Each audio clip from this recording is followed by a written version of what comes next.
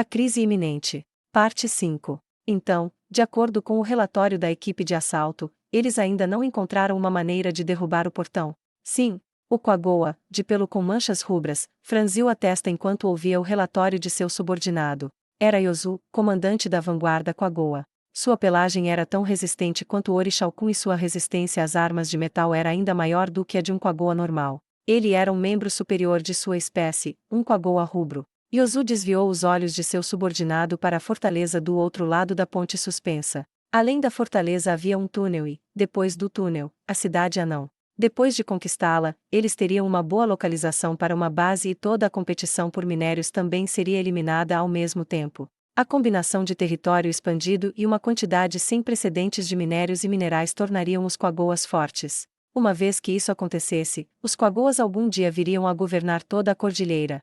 Se ao menos pudéssemos derrotar aqueles dragões. Yozu olhou em volta preocupado depois de acidentalmente deixar escapar seus verdadeiros pensamentos. Ninguém pareceu ter notado. Isso o aliviou um pouco. Os Quagoas tinham tomado a antiga capital anão como sua base. O Palácio Real ainda dava orgulho à cidade, mas agora era o domínio do White Dragon Lord, um dragão de gelo que, por sua vez, possuía sopro congelante. Os Quagoas forjaram uma aliança com os dragões de gelo. No entanto, qualquer um que soubesse um pouco sobre a verdade, saberia que isso não era nada parecido com termos igualitários. O rei dos clãs poderia ter feito um elogio dizendo que era para prosperidade mútua e tudo mais, mas nem mesmo o próprio rei acreditava no que dizia. A verdade era que os dragões eram fortes e seus servos, os Quagoas, eram fracos. Para os dragões, os Quagoa eram pouco mais que rações de emergência ou peões convenientes. Yozu uma vez conheceu os dragões na presença do rei dos clãs, e essa foi a impressão que ele teve depois de ouvir a voz poderosa que emanava de sua enorme mandíbula.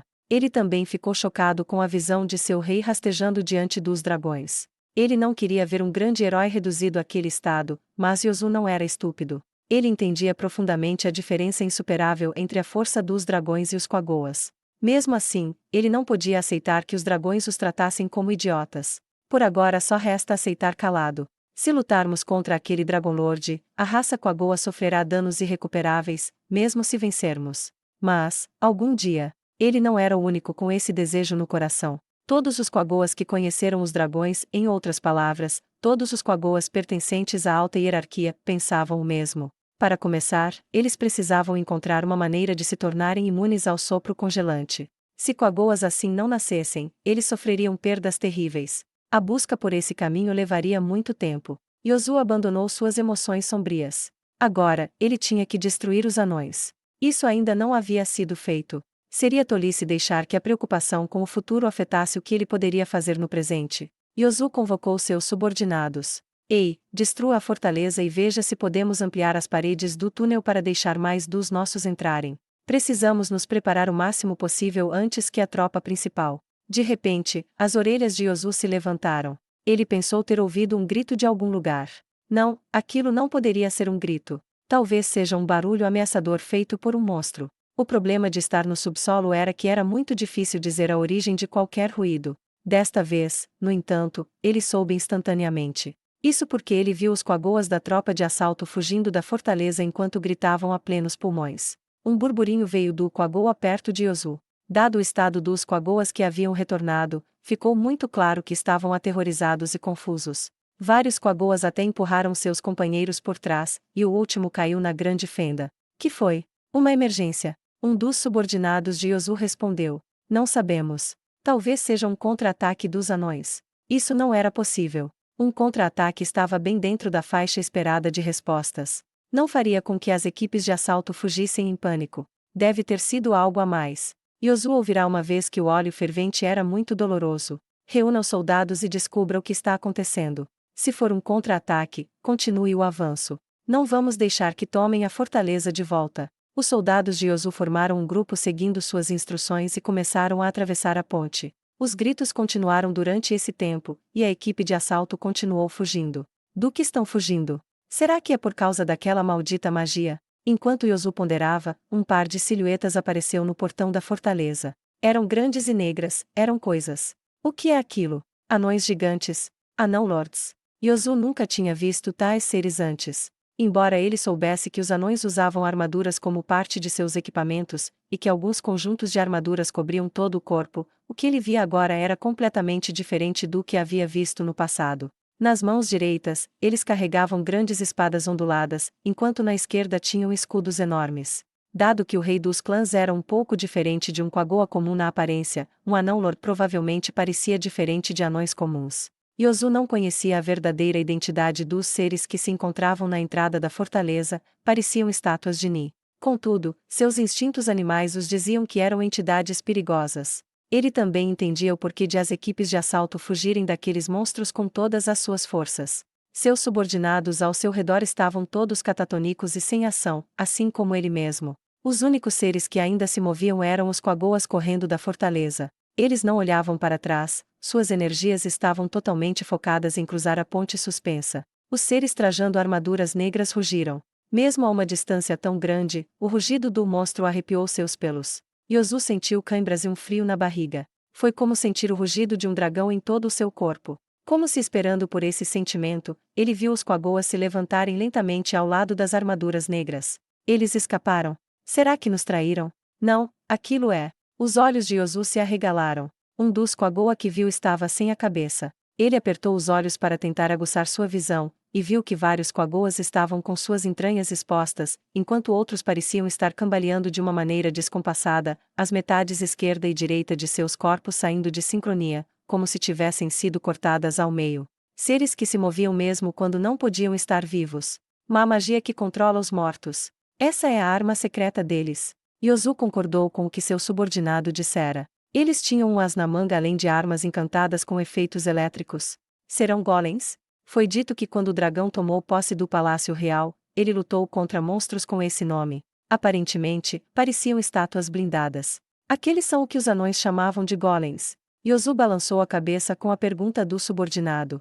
Não, golems são monstros. Os anões provavelmente criaram aqueles. Igual os nossos Nooks. Nooks eram feras mágicas. Os machos tinham 3,5 metros de comprimento e pesavam em média 1.200 kg. Eram herbívoros peludos quadrúpedes que podiam sobreviver mesmo se alimentando de uma pequena quantia de algas. Eram fortes o suficiente para sobreviverem às densas nevascas, justamente por isso que muitos monstros na Cordilheira Azerlisiana se alimentavam deles. De todo modo, não havia como dizer quanto aqueles golems negros poderiam lutar, mas considerando os Quagoas em fuga e o número reduzido de equipes de assalto não, mais do que isso, os arrepios de Yozu e seu suor frio já lhe diziam tudo o que precisava. Derrotá-los não seria fácil, mas, felizmente, parecia que só queriam observar ao longe, sem tentar atravessar a ponte. Parece que vieram recuperar a fortaleza. É o que parece. Atenção, refazer formação, aproveitem que estão parados. Quando o fizerem, vamos nos preparar para. Eles estão se movendo.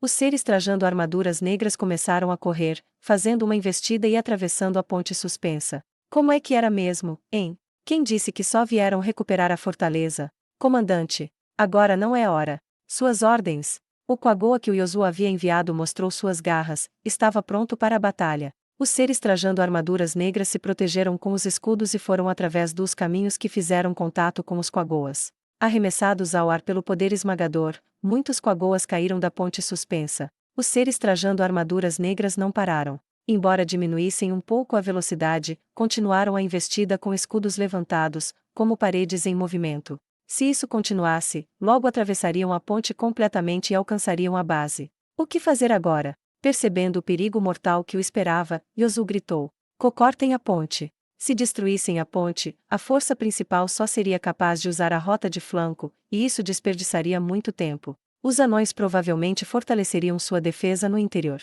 Assim, pode-se considerar seu primeiro objetivo de levar a fortaleza tendo fracassado. Após a perda de mão de obra e recursos durante esta operação, a falha não seria uma questão que poderia ser simplesmente dispensada por uma repreensão. No entanto, tudo isso empalidecia em comparação com o perigo de deixar aqueles seres trajando armaduras negras atravessarem a ponte. Se chegassem na base de comando, todos aqui morreriam. Esse era o perigo que os seres trajando armaduras negras representavam. Estão surdos. Cortem a ponte. O Quagoa não pôde deixar de ver os seres trajando armaduras negras esmagando seus soldados com seu poder insondável. No segundo grito, eles finalmente conseguiram se mover.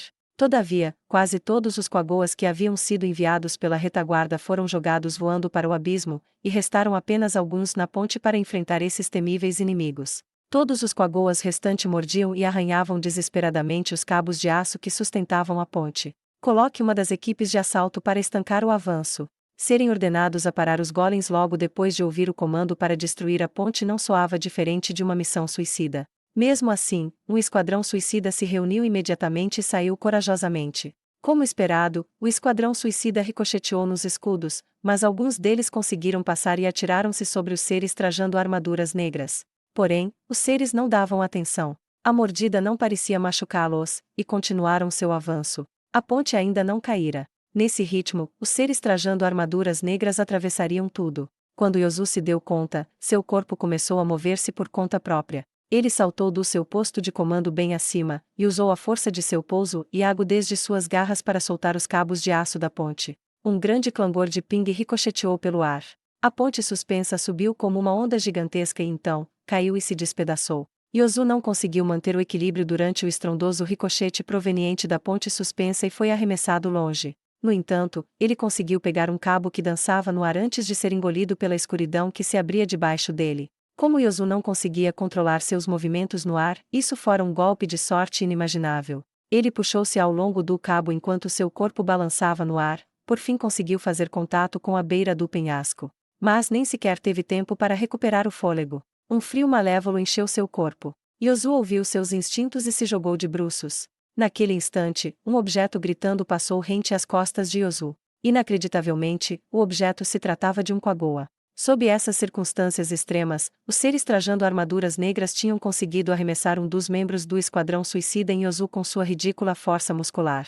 O Quagoa arremessado por eles atingiu um dos soldados de Yozu, que ainda estava congelado em estado de choque. Os dois se desintegraram em pedaços de carne ensanguentada com um grito breve e agonizante. O tumulto finalmente parou, pois o esquadrão suicida e os seres trajando armaduras negras desapareceram na grande fenda. O silêncio recaiu sobre eles. Yozu olhou devagar para a escuridão da grande fenda. Ele não foi o único a fazê-lo. Todos os sobreviventes olharam para a escuridão que engolia tudo.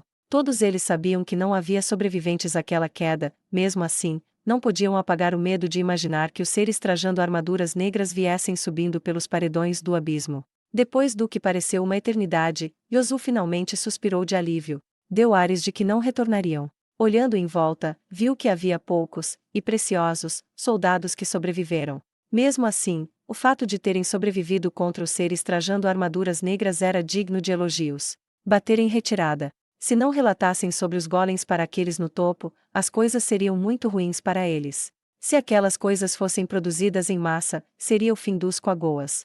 Yozu sentia em seu âmago que não havia apenas 2 deles. Esses anões não são brincadeira. Yozu lamentou profundamente por subestimá-los. Por não pensar que sabiam como produzir tais monstros. Rápido, precisamos informar o corpo principal sobre isso. Mensageiros. Os membros da cavalaria Quagoa vieram correndo em resposta ao chamado de Yozu. Esses ultrapassavam em muito um Quagoa mediano em mobilidade. Possuíam uma habilidade especial que os tornava imunes à fadiga causada pela corrida prolongada. A razão pela qual chamou tantos foi porque mover-se em pequeno número incorria no risco de todo o grupo ser eliminado por uma emboscada de monstros. Isso não quer dizer que mover em grupos garantisse a segurança, mas não importava quantos morressem, o importante era que ao menos um deles sobrevivesse para entregar sua mensagem ao quartel-general. Rápido! Vão! Não se esqueçam, sua missão é muito importante. Yozu deu outra ordem enquanto os assistia sair. Desnecessário dizer que era para retornarem imediatamente e se reunirem com o rei dos clãs.